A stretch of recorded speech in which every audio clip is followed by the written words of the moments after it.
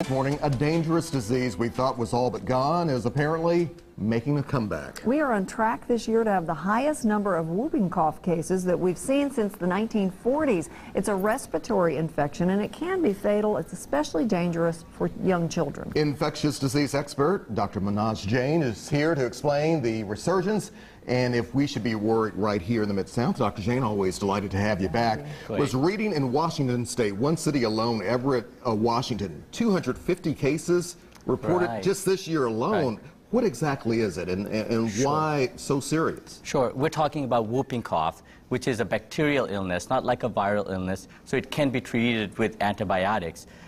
It's an illness which causes a cold-like illness at the early stages, but then what it does is it causes this classic cough.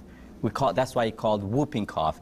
When children or adults inhale and take a deep breath, it makes a noise, and then they have a violent cough. It occurs about 2 weeks or so into the illness, and generally it can be treated with antibiotics.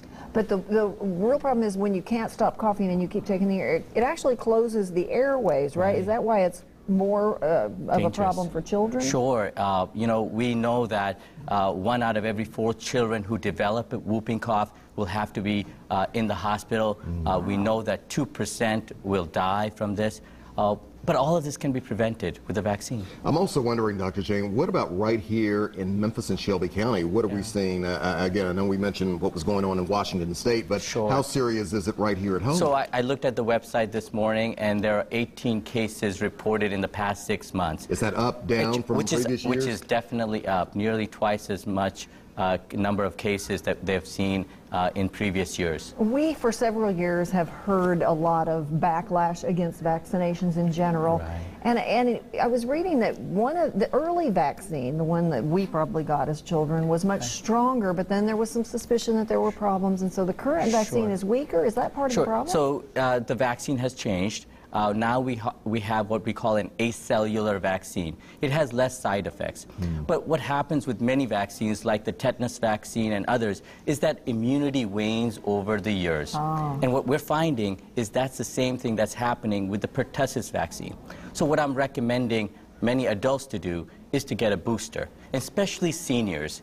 Seniors, those over 65, who are going to be taking care of infants, they should go to their doctor and ask for the Tdap vaccine. How often, though, Dr. Jain, should they get this booster? Is this once a year, once every 2 or 3 years, once every 5 years? How often? Well, actually, you know, once in a lifetime, is pretty good. Once over 65, it's a good idea. So adolescents should get a booster, and then adults, and then seniors. Okay, so just a few times over your lifetime. And as children, certainly they need their 4 doses of vaccine. Okay, very good. And you mentioned tetanus, and not to get off the subject, but with most vaccines now, do you recommend a booster because of the very reason we talked about, that the vaccine's gotten a little weaker thanks to the outcry? Each vaccine varies, but I want to put whooping cough in the perspective of tetanus. Just like we get a tetanus vaccine every 10 years, people know that. We need to start thinking that we need to start getting a booster for pertussis as well. Any side effects or potential side effects? No, it's actually a very safe vaccine.